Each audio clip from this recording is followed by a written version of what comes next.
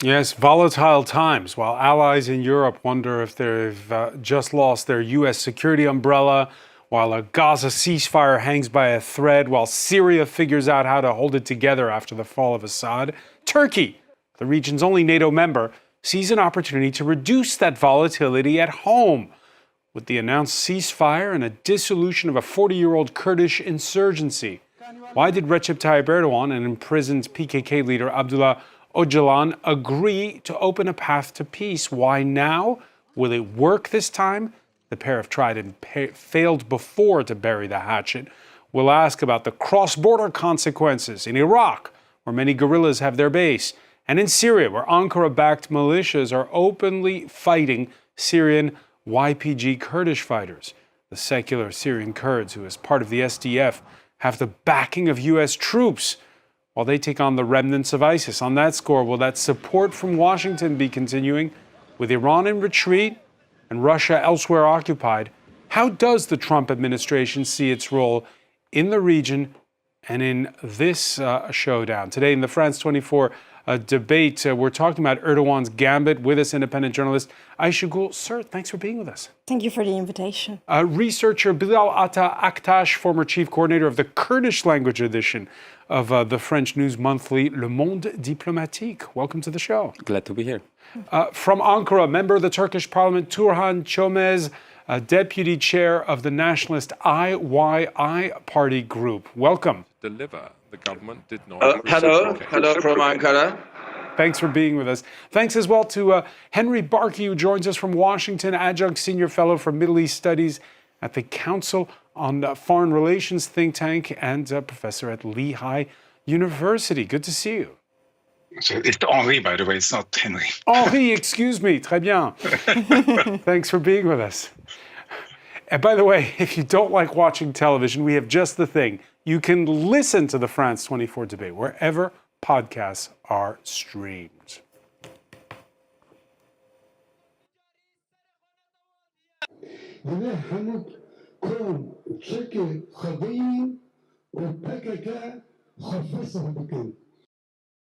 That was crowds in the southeastern Turkish city of Diyarbakir listening over loudspeakers. You didn't hear them, but they were there, to the voice of imprisoned Kurdish Workers' Party leader Abdullah Öcalan 5 days ago. His call heeded in part with the militant group announcing a ceasefire and calling for the start of negotiations.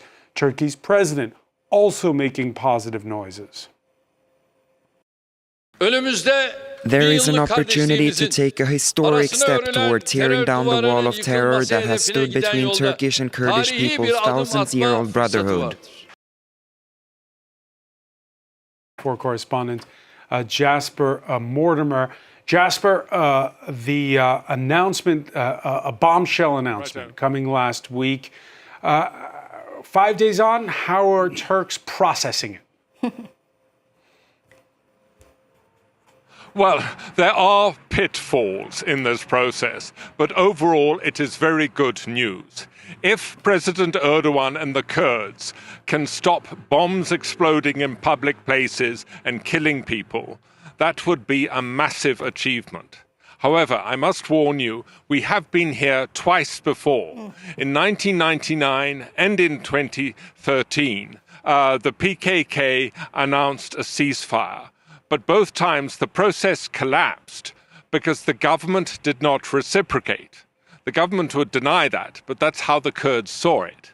Now, to me, the most worrying aspect of the current process is that the government has given no firm indication of how far it's prepared to go to address the Kurds' demands.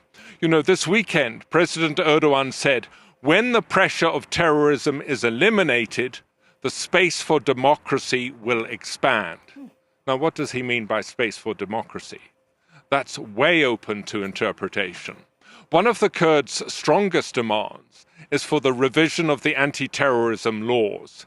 Now, human rights groups such as Human Rights Watch accuse the government of using these laws to lock up its political opponents.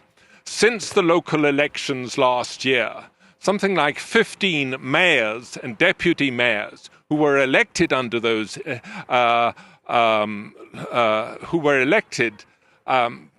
underneath the March 2024 local elections have been deposed by the government and replaced by official appointees. And some of those mayors are not Kurds, they're Turks. There are three big names. The Kurdish politicians, Selahattin Demirtas, Figen Yükseldağ, and the philanthropist Osman Kavala, who is ethnically Turk, who have been kept in prison for years, despite the European Court of Human Rights saying that their conviction under the anti-terrorism laws is unsound and they should be released. So in this sense, the current peace process is bigger than the Kurdish issue, because to satisfy the Kurds, President Erdogan must make reforms that would liberalize society as a whole. It would mean him removing his hands from the levers of control. And there is considerable doubt over whether he's prepared to do that.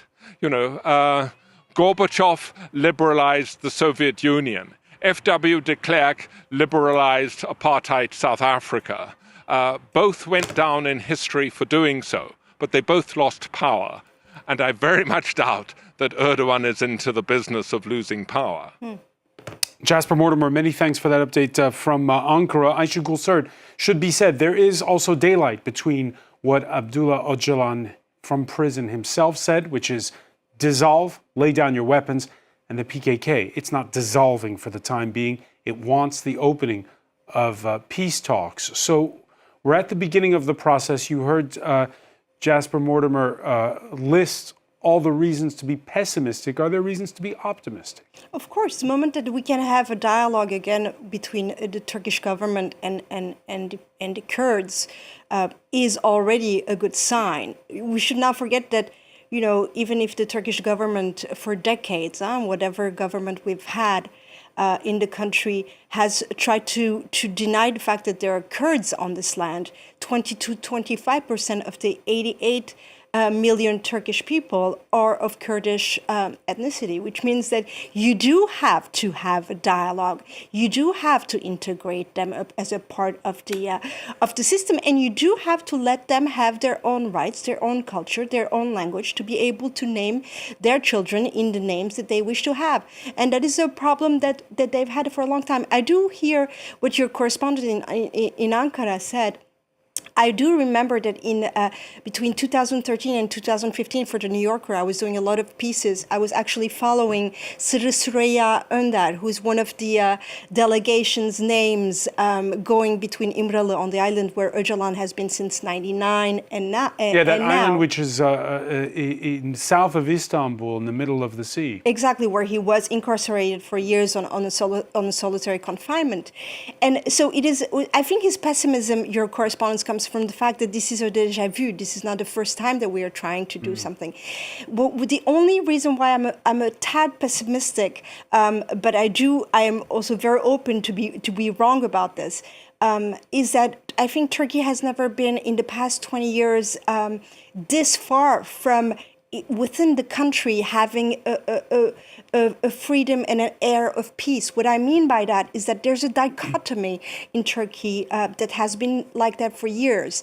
And just as we are trying to do a peace deal with the PKK and to see what the negotiations will be, there are mayors and journalists and activists and lawyers who are Kurdish or who are Turkish but who do defend Kurdish rights, who are being incarcerated. So there's a dichotomy of what we are trying to do in Turkey, which is something that Turkey has always been done. Has always done. It has always been on unfortunately on both sides, the dark and the light. So, Turhan, Çömez, let me ask you, are the stars aligning for a real reconciliation, the kind that's eluded the country for 40 years? And if so, why? First of all, we need to understand what's been going on, what's been happening in Turkey. And we should understand PKK is a terrorist organization. Up until now, this terrorist organization has killed more than 50,000 Turkish people. So it should be considered a terrorist organization. This is why we are saying that the sovereign country should not contact or try to negotiate with a terrorist organization. On the other hand, Aisha said that there are some issues, democratic issues, against Kurdish people. I totally disagree with this idea because in Turkey, yes, there are some democratic issues, there are some political issues, there are lacking of freedom of speech, lots of things. And Aisha gave some examples of people who are detained just because of the fact that they are Kurdish. No, this is not true. There are lots of people who are incarcerated because of the fact that they are against the government. For example, I'm a member of parliament. I used to be a member of parliament from 2002 and 2007, and I was a political advisor to Mr. Erdogan. However, I was against him. And after finishing my term, and he put me on a trial, and I was prosecuted for life imprisonment. And I stayed in the UK in exile for 12 years. So there are many issues going on. And Aisha again said that Kurdish people are having some issues. Of course, there are lots of issues going on in Turkey, but not only for Kurdish people, for also the Turkish people and the other people as well. And the main issue is lacking of enough democracy, lacking of enough rule of law, freedom of speech. And all people, not only Kurdish people, all people are being affected by this lacking of democracy. So we should fight for proper democracy in Turkey. And Erdogan has been serving in this country for more than 22 years. And he's saying that there is a kind of opportunity to negotiate and to develop democracy. So I need to ask Erdogan, why on earth have you not done this so far? Because you have been. So what do you think is the reason? Why is he doing it now? Yes, this is the question. So we need to find out why he is doing this now. Because Erdogan wanted to be re-elected. According to current Turkish constitution, one can be run or can be elected twice. So Erdogan completing his term now. He needs for the Turkish constitution to be changed. And now his MPs and the junior member of the government MPs are not enough. So he is seeking some support from Dem Party. And Erdogan's main motivation is that to re-elect it again. This is why we are opposing this problem. Yes, there are lots of problems in Turkey, but Erdogan's main focus, main motivation is that to be re-elected. This is why we are against him.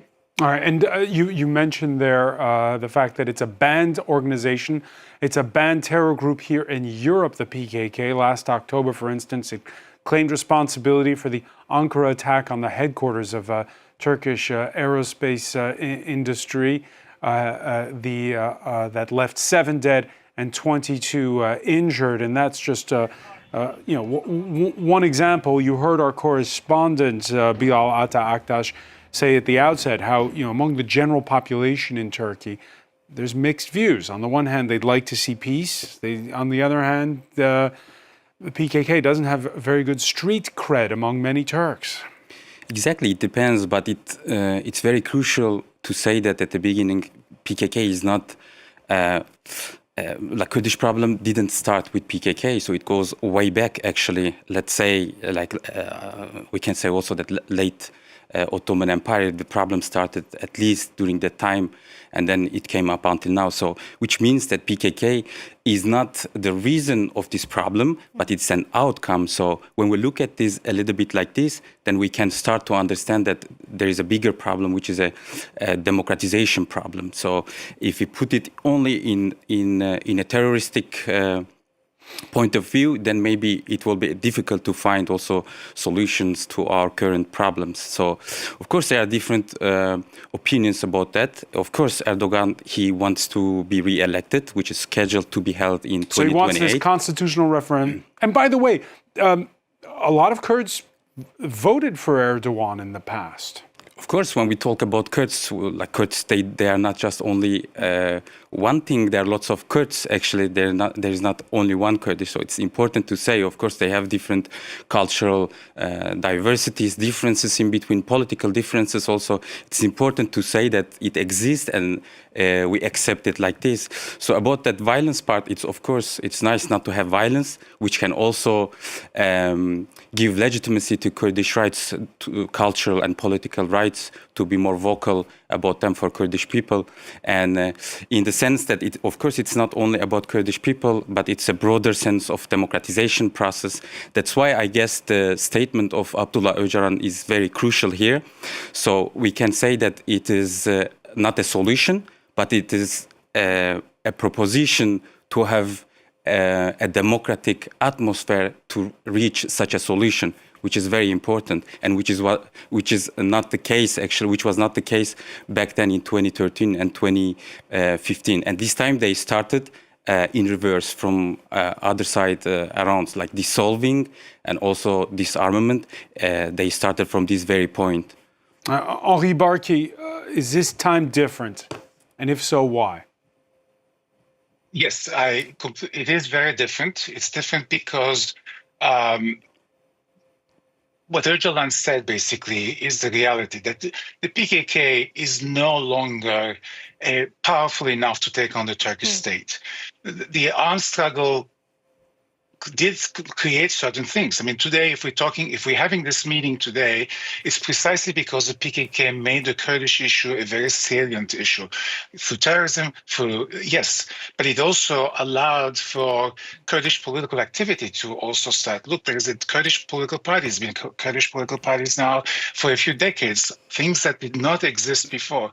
This all came about as a result of the change that in part was instituted by the PKK. However, Öcalan is right in the sense that there's no point anymore in the armed struggle continuing.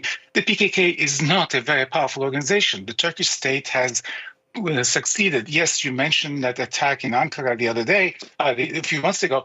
The fact of the matter is that the PKK is a much weakened organization. It has very few fighters in Turkey. Most of them are in Iraq. Why is it weakened?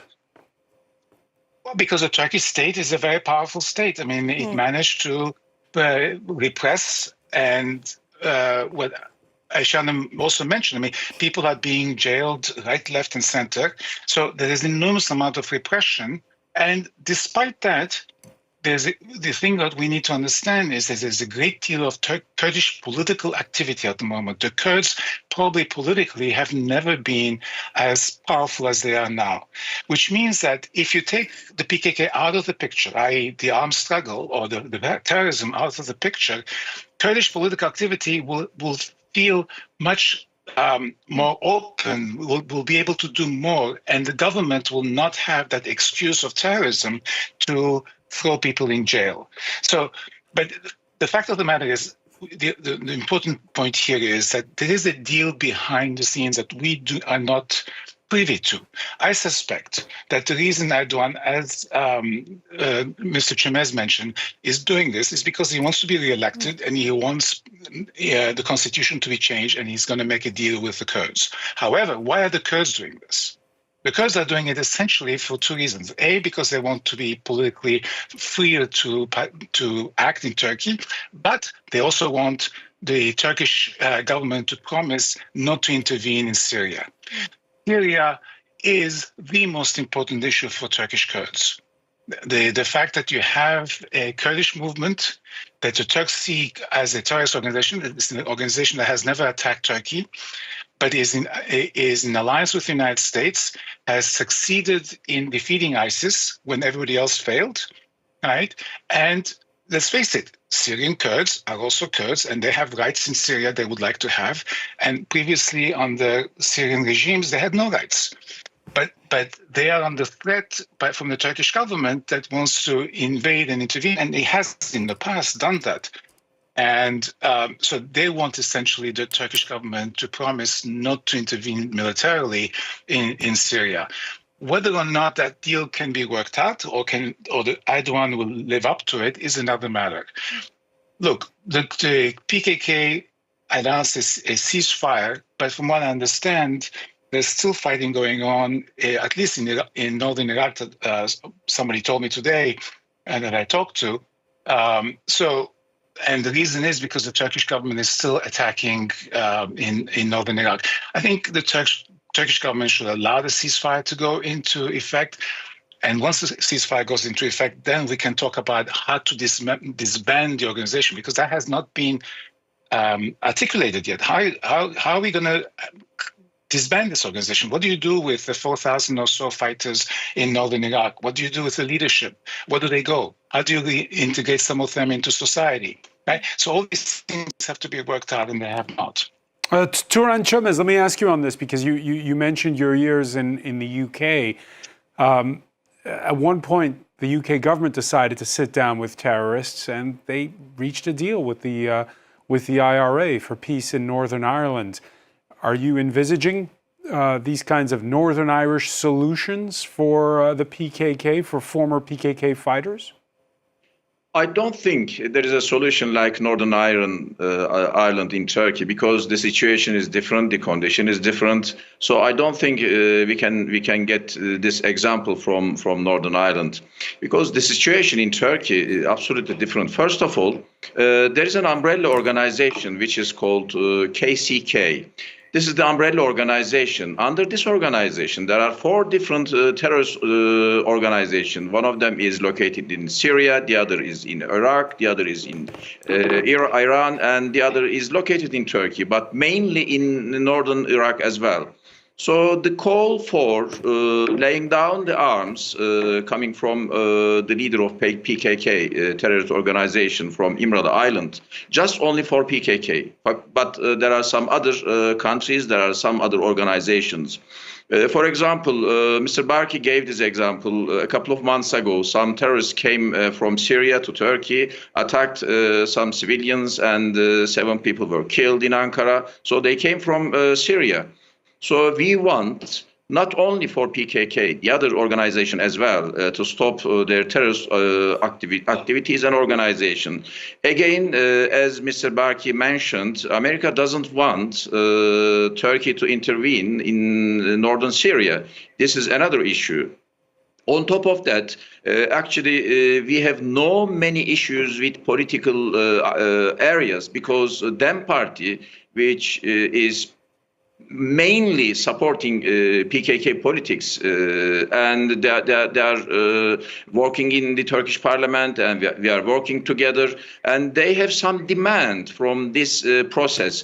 First of all, they want Turkish constitution to be changed, and they want Kurdish language to be used in education, and they want Turkish identity this description needs to be changed. There are some other issues as well. Can compromises be reached? I don't think that can be solved, because first of all, we don't want Kurdish language to be used in education. This is an issue, but we support Kurdish people can speak their mother language, and we support this. And these are in education system, elective studies as well. So this is a constitution. In order to achieve this goal for Dem Party, this constitution needs to be changed. This is why Erdogan is trying to negotiate with Dem Party, because if Erdogan can reach an agreement with Dem Party, then he may be able to change Constitution 101 for him to be re-elected. This is why negotiation is going on. However, let me bring in Bilal Aktaş on this, because that's an important point then. Your thoughts on this? We're going from a ceasefire for an insurgency that's lost, that's run out of steam, Henri Barki describes it that way, to discussing across the board what minority rights will be in Turkey going forward. Your thoughts on this? Yes, a couple of things. Like, first of all, constitution itself is not a holy text, so which means that we can change it, and when we need it, we have to change it. Actually, it's very crucial. And now the current constitution came out after a coup d'état. Actually, if I remember, if I reminded to here, so which means that it was. You're talking about the failed coup against Erdogan. No, not against Erdogan. In 1980, there was a coup d'état back then, and then right. the constitution was drafted back then. So it was drafted on refusing some Kurdish rights and minority rights. And now, if Kurdish people they are asking for their mother language in education, I think this is also there is nothing to discuss about this. It's an international right. It is a right. It's a collective right, and it would be also in favor of Turkey to accept them. Would it be bilingual education, or would it be just in Kurdish? No, it depends. Actually, we can ask people, and then we can decide. They can decide by themselves. Which is important here is that they have to have this right to raise their kids in their mother languages, while having also Turkish at the same time. It is very crucial. It can be in primary and secondary schools, but how it will be, under which conditions, within which framework, this is, of course, another question. So, once again, the problem is not only related to PKK, and it is much broader. It's also not only Erdogan's desire to become president once again. It's also a regional problem, and which should also include other Kurdish inhabitants. Let's talk about the regional problem. Across the border in Kurdish parts of Syria, last week's announcement met with cheers. Positive noises as well from the leadership of the Democratic Union Party, the PYD as it's known in Arabic, although officially it states that when it comes to ceasefires, what happens in Turkey stays in Turkey. This issue is related to the PKK. It's not directed at us and our forces. If this operation succeeds, we'll also benefit from it. If the PKK dissolves, then there'll be no danger to Turkey, and there'll be no excuse for Turkey to attack our regions. I should go, sir, what's the PYD going to do? Are they going to just say that's happening in Turkey, it has nothing to do with us? It's possible. The thing is that the lines are very blurred in terms of the militia in Iraq, in Syria, and in Turkey. So for decades, the PKK fighters have been actually training Syrian and Iraqi militia members. So it's because the PYD originally was an offshoot of the PKK. Is it still the case? It is, but they're a part of. You asked a question saying why is it different now? It might be different now because the region is different now, which is coming back to what you were saying. Yes, the PKK is weakened, and that's a good news. I think there should be no militia as the PKK, which is a terror group, in order to represent the Kurds, because we should not forget that there are a lot of Kurds who do not bring their solidarity or support to the Kurd to the PKK or to Öcalan, and it's been the case for a long time. I think where we're a little blurring the lines here in the conversations that we are having is that there are two things here. There's one, what does Erdogan want? What Erdogan and the MHP, which is the far-right member of parliament, wants, it's actually to go beyond 2028, which is an undemocratic, unconstitutional, and unlawful thing to do, even if you change it. Then there's the question of the Kurds. We should not mix them. There's a reason why for decades, and kind of what you mentioned, this goes beyond 1980. This goes to the Ottoman Empire time, where there's a group of people, the Kurds, let's not forget, are the people that are the highest number of people who don't have a homeland today in the world, and we're trying to find spread across Iran, Iraq, Syria, and Turkey, and that have divisions amongst them, not only in terms of the Iraqi Kurds, but also amongst the Kurds who are in Turkey. But Mr. Çömez mentioned something with which I agree. He said we should fight for proper democracy, and I do believe that proper democracy in Turkey goes through the fact that every minority has a right to exist, and which means that Turkey ought to stop being afraid of the other and ought to accept the fact that its identity, that the reason why Turkey is a great, grand country is all these multi-ethnic, multi-religious and multi-language people who are a part of that land. It's only then Turkey can really reach its democracy, its freedom, and to live peacefully, which is a word you use at the very beginning, peace. Peace goes through acceptance of the other. And the moment that we say that we're not going to make any, you mentioned the IRA with Northern Ireland. Yes, the PKK and the Turkey issue is a different thing, but there are parallels. There are also parallels between Colombia and the FARC. And they were able to find common grounds of dialogue, which I do hope that Turkey, for its own sake, because let's not forget, what the Mr. Parliamentary said was very right. Unfortunately, there has been 50,000 people in the past four decades that have been killed by the PKK, and which is unacceptable. But there are also villages, Kurdish villages in the southeast of Turkey that have been ambushed. There are streets that had the names of people like Mehmet Uzun, who's a Kurdish writer, who've been changed into other names. And since if we continue that way, we will never be able to find a proper democracy like it was mentioned. And you mentioned again how perhaps one of the changes is, again, what's the tectonic plates are moving throughout the region. And exactly a month ago, it was February 4th, Turkey's president receiving a visitor in the person of Syria's new interim president, former Islamist rebel leader Mohammed al-Shara. Open for discussion is the level of Ankara's support for the lightning offensive that toppled the Assad regime in less than 2 weeks back in December. Al-Shara welcomed at a time when he's in negotiations with Syria's Kurds over how much authority Damascus has over the regions. My dear brother and I evaluated the joint steps that could be taken to establish security and economic stability in the country. We were pleased to see that we agreed on almost every issue. Almost all the issues. Henri Barkey, what does he mean by almost all the issues? Look, I'm not really sure. I mean, almost all the issues means probably the exception is the Kurds. I mean, what the Turkish government wants is for the HTS, the al-Shara's movement, to essentially take over the Kurdish territory that's run by the YPG, the PYD. Shara cannot do that. He's not strong enough. But listen, this is an interesting situation. We do not know exactly how much influence Turkey has over Shara. Shara has his own, obviously, interests and ideas.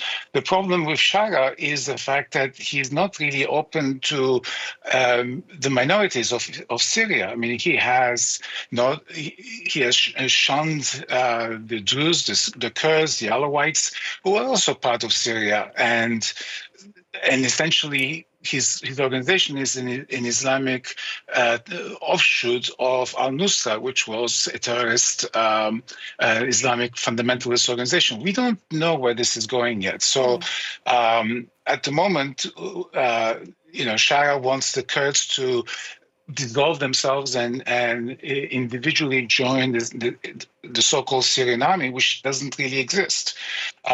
So we're really at the beginning of the process. And Henri, that brings in the United States, which has still boots on the ground, particularly at Al-Tanf, where it's supporting the Syrian Kurds in their fight against the remnants of ISIS.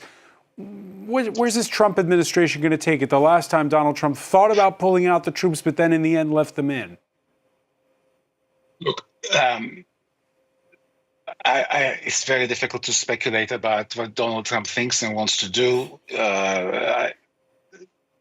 We're all at a loss here trying to figure out. I mean, he's rather whimsical, but let me put it this way. First of all, you have to understand that where this relationship between the United States and the Syrian Kurds come. When ISIS took over the whole northwest of Iraq and north of Syria, They defeated just about everybody. They defeated the Iraqi army, the Iraqi Kurdish army, they defeated the Syrian army. The only people who were willing to fight and push them back were the Syrian Kurds. Right? It was the PYD. President Obama at the time wanted the Turks to come in, and Mr. Erdogan said no. And we have to remember that, Turks call the PYD a terrorist organization. You have to remember that PYD lost, at the very least, at the minimum, 11,000 fighters fighting ISIS. Right? They are the only ones who managed to defeat ISIS. So the United States has a stake in the continuation of the PYD because ISIS is on the rise. ISIS, especially now in the chaos of Syria, ISIS has been making advances. We know ISIS is not dead anywhere else. Everywhere in the world, it's actually quite active. The last thing you want is for ISIS to come back. And the PYD also runs a bunch of prisons in which you have 10,000 ISIS fighters and also 40,000 ISIS family members, wives, children, etc., all of whom are actually quite ideological. So those prisons, if they were to be, shall we say, open up, all these fighters will go back into fighting. So that's why the United States has troops there to support the Syrian Kurds. And incidentally, the Biden administration, before leaving office, increased the number of American troops from 900 to 2,000, as a sign to Turkey not to intervene, because the Turks have intervened in the past and have taken territory in northern Syria, because this is a very critical issue. Now, is Trump going to withdraw those troops? Trump is very interested in pulling troops and bringing them back home. And last time when he tried to do that, his defense minister resigned in protest. There was a great deal of turmoil. But things also have changed in the Middle East. Right? Now you have an Islamist government in Damascus whose future and intentions we know nothing about. On the other hand, both Iran and the Syrian government and Hezbollah have been all defeated. So the American troops in Syria are in a way a deterrence factor, both to the Iranians trying to come back, to essentially Hezbollah or anybody else to reconstitute themselves. And if Trump looks at it from that perspective, the chances are he's not going to pull them back. And I say the chances are, because, as we're seeing in the last few days, with Trump, you never know, unfortunately. Turhan, Çömez, very briefly, do you have a prediction when it comes to Donald Trump's intentions, when it comes to those U.S. troops that back the Kurdish-led militias in Syria that are fighting the remnants of ISIS? I understand Mr. Trump wants to benefit from this process because, as far as I know, he wanted to pull the American troops back to the U.S. So he wants Turkish government doesn't intervene Syria. Probably he can achieve this goal, but it will take some time. And from our point of view, Syria should have territorial integrity, and Syrian people should live together in peace and in prosperity. So this is very important for us. A couple of minutes ago, Aisha said that minorities should have the right to exist. Absolutely true. Having said that, Kurdish people are not minority in Turkey. And there are lots of ministers, there are lots of people in Turkey in business, and even we had in the past people in the government from Kurdish people. So it's very important for us, for everybody, to be equal and live in peace and prosperity. And these people are not minority, they are equal, they are taking some role in government, and we have lots of Kurdish people in the Turkish parliament from different parties. Even in our party, we have some Kurdish people as well. So disagreement on that. We're running short on time. I just want to ask, because at the heart of it all is, again, this request made from prison by Abdullah Öcalan, a charismatic 75-year-old leader who back in 1984 turned his separatist political movement into an insurgency. He's been under lock and key in Imrali, that small prison island that Aisha Gulsert was mentioning earlier, in the Sea of Marmara near Istanbul ever since 1999, when he was arrested in Kenya and extradited under murky circumstances, reportedly involving a gaggle of spy agencies. Bilal Ata Aktaş, how much influence does he have after so many years in prison over militant groups? He is still one of the most influential leaders. So when we talk about Kurdish issue, actually, even though he's in jail more than a quarter of century, he still keeps to reinvent himself and politically stay very active. So that's why it's not very easy, I guess, to oppose him also publicly from his own group also at the same time. But as he said during his statement also, it's very crucial to say that a democratic and legal framework should follow this dissolving and disarmament process, which is very crucial and which can be also a solution, at least for the first phase of this issue. So this is very crucial.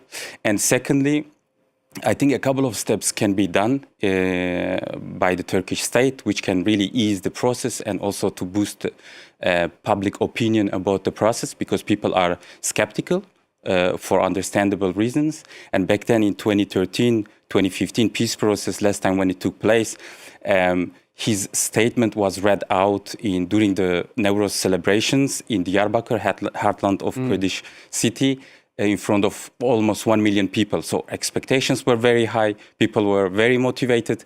But this time there are a couple of reasons why that is not the case. So first of all, I think Erdogan, he doesn't want it to be like that, because he doesn't want to raise expectations. Because so it'll be step by step. Yeah, it's step by step, but also it depends to that framework, which is very crucial, actually. Bilal Ata Aktaş, I want to thank you so much. I want to thank as well Ayşegül Sır. Thank you. I want to thank Turhan Çömez for being with us from Ankara, Henri Barkey in Washington. Thank you for being with us here in the France 20.